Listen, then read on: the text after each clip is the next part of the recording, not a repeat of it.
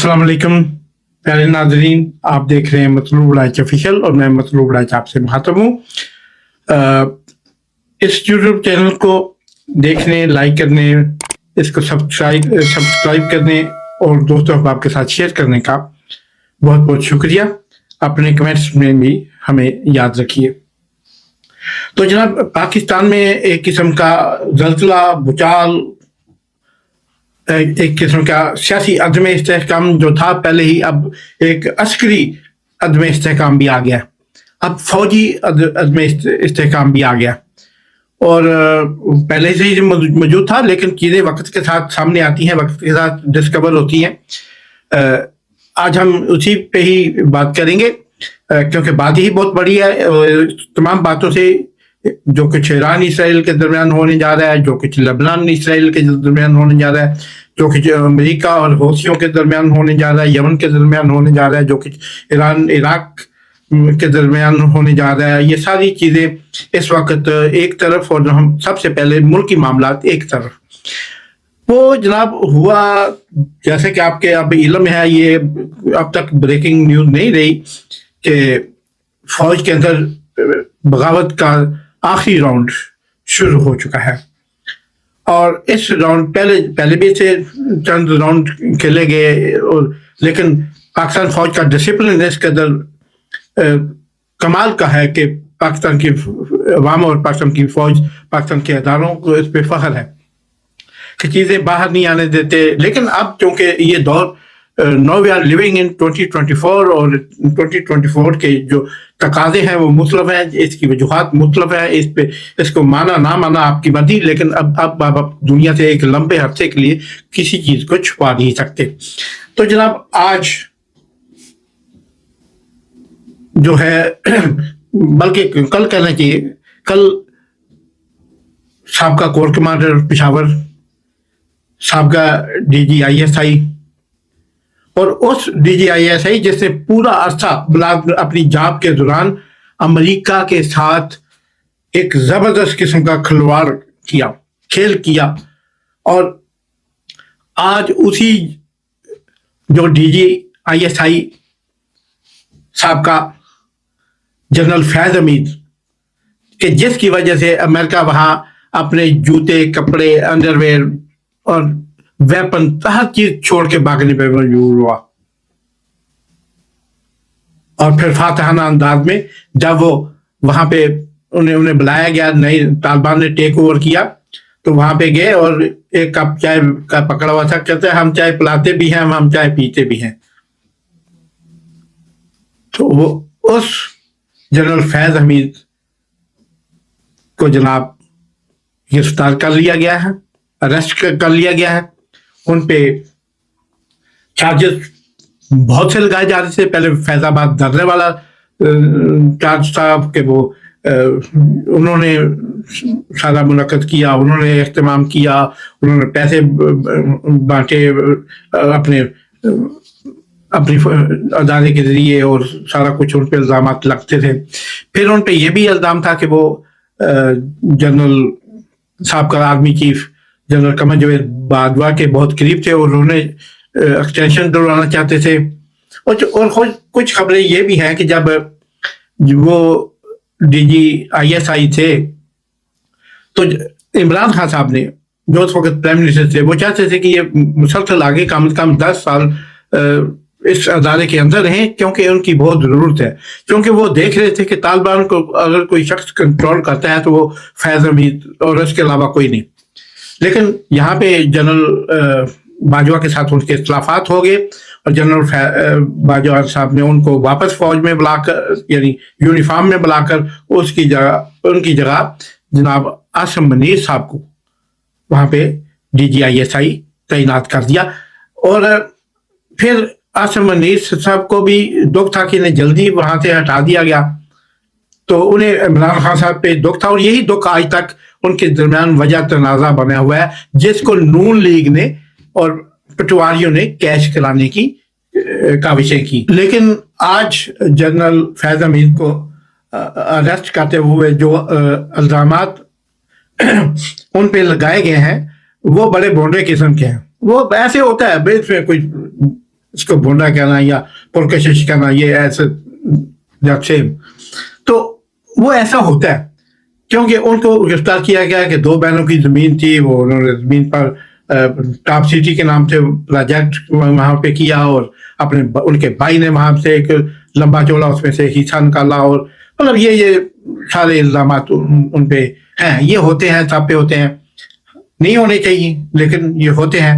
اب اس میں کتنی صداقت ہے اس کا نہیں پتا، لیکن قاضی فائز عیسیٰ صاحب اپنے پورے ٹینیور میں یہ کوشش کرتے رہے کہ کسی طرح جنرل فیض حمید ریٹائرڈ ISI ان کے دانتوں تلے آئیں، ان کے کسی جو ہے نا انہوں کی چکی تھلے ہوں، وہ نہیں آ رہے تھے. لیکن اب حالات ایسے بنے کہ جنرل فیض حمید تو سائڈ پہ لگے ہوئے تھے، لیکن دوسری طرف جناب قاضی فائز عیسیٰ صاحب جو کہ ابھی رخصت ہونا چاہ رہے ہیں، ہو جانا ہے انہیں، لیکن وہ ہاتھ پاؤں مار رہے ہیں. آج بھی انہوں نے 3 سیٹوں کا فیصلہ کر کے ایک ایسا ضلالت کمائی ہے کہ میں جس پہ بات نہیں کرنا چاہتا، کیونکہ یہ کتنے یہ جو ابھی جن کو بنایا گیا ہے ممبر پھر سے بنایا گیا ہے، کبھی کسی کو آپ کی لاہور ہائی کورٹ کا کوئی وقت نہیں ہے، لاہور ہائی کورٹ کی یعنی اس کی کوئی شے نہیں ہے، اس کا کوئی احترام نہیں ہے. وہ جج پاگل تھے جنہوں نے اس کیس کو سنا. اگر وہ جج پاگل تھے تو انہوں نے ان ججوں کو فوری طور پر ملازمت سے برخاست کر دینا چاہیے.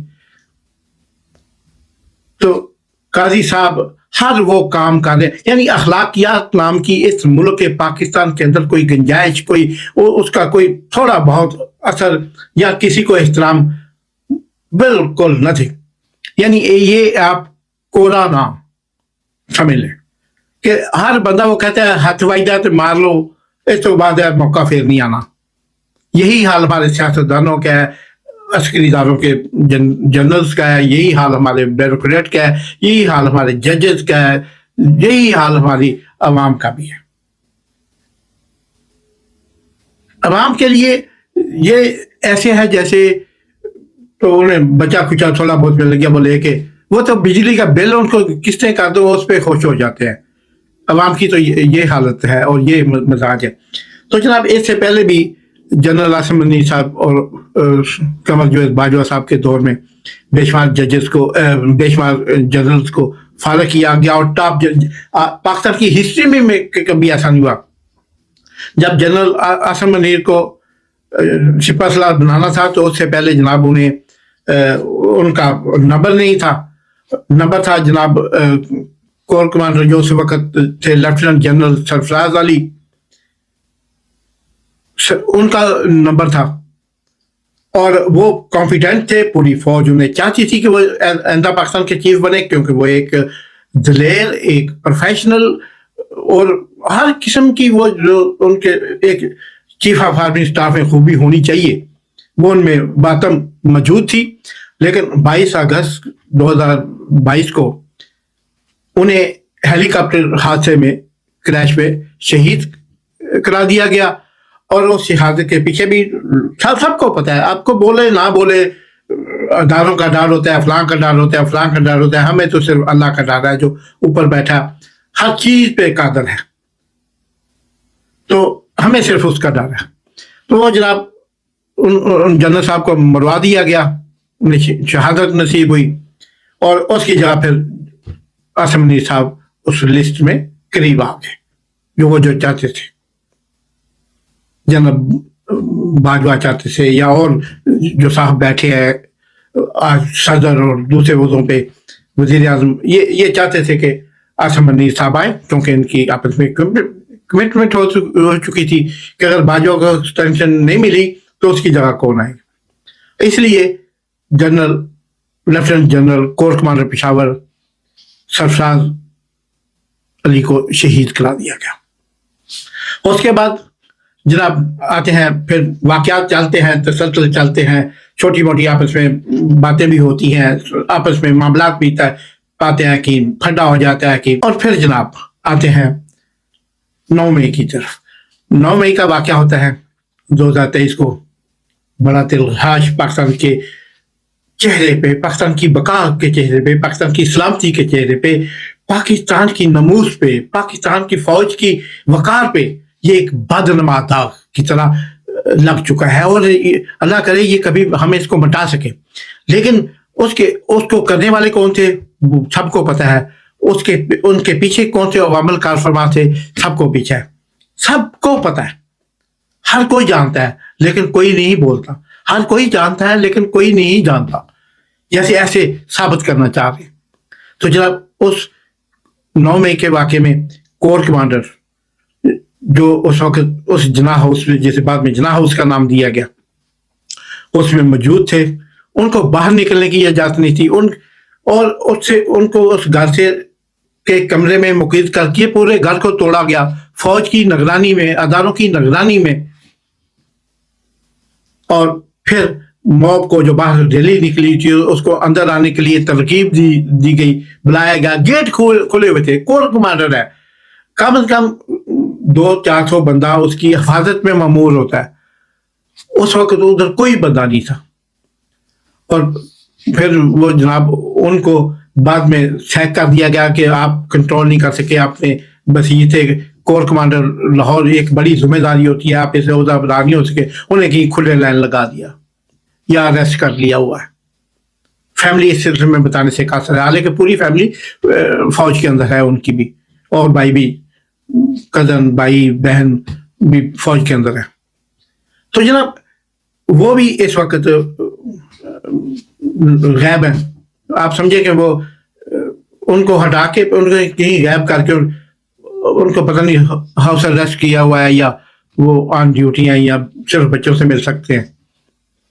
تو جناب اس کے بعد پھر ایک اور لہر چلی، اور پھر جناب سلمان فیاض غنی جو تھے کور کمانڈر، ان کو بھی لیفٹیننٹ جنرل، ان کو بھی گرفتار کیا گیا اسی سلسلے میں، اسی بغاوتوں کے سلسلے میں. اور پھر جناب کور کمانڈر منگلا، ایمن بلال افسر صاحب، وہ سعودی عرب والا واقعہ آپ نے سنا ہوگا کہ جنرل صاحب وہاں گئے، وہاں کھانے پہ کسی سے کوئی گفتگو کی، وہ ریکارڈ ہوگی، واپس آئے تو انہیں، یہ بات اتنی چھوٹی اتنی مختصر نہیں ہوتی، یہ ایک پوری فوج کے اندر پنپنے والا ایک بغاوت، ایک منصوبے تھے جو ایکسپوز ہوتے گئے اور لوگ پکڑے جاتے رہے. اتنے کبھی جنرل سیک نہیں ہوئے جتنے ان 2 سالوں کے درمیان ہوئے، پچھلے 2 سالوں کے درمیان. ہر سینئر جنرل کو، جس پہ اربوں روپیہ قوم کا خرچ ہوتا ہے، وہ ایک دماغ ہوتا ہے، برین ہوتا ہے فوج کا، اس کو سیک کر کے گل بجوا دیا گیا. آدھا درجن کے قریب لیفٹیننٹ جنرل سیک کیے گئے یا انہیں چھپا دیا گیا ہے، اور آدھا درجن سے زائد میجر جنرل اور 2 درجن سے زائد بریگیڈیئر جنرل گرفتار کیے گئے ہیں، انہیں سیک کیا گیا ہے، ان کے کورٹ مارشل چل رہے ہیں. یہ ہے جناب پاکستان فوج کی اب تک کی کارروائی. اور بے شمار کرنل اور بے شمار سبھی عہدوں کے جو ملازم ہیں اس وقت، وہ کورٹ مارشل اور قید اور جو قید تنہائی کاٹ رہے ہیں. اور اس کے پیچھے کون ہے؟ وہ کون ہے؟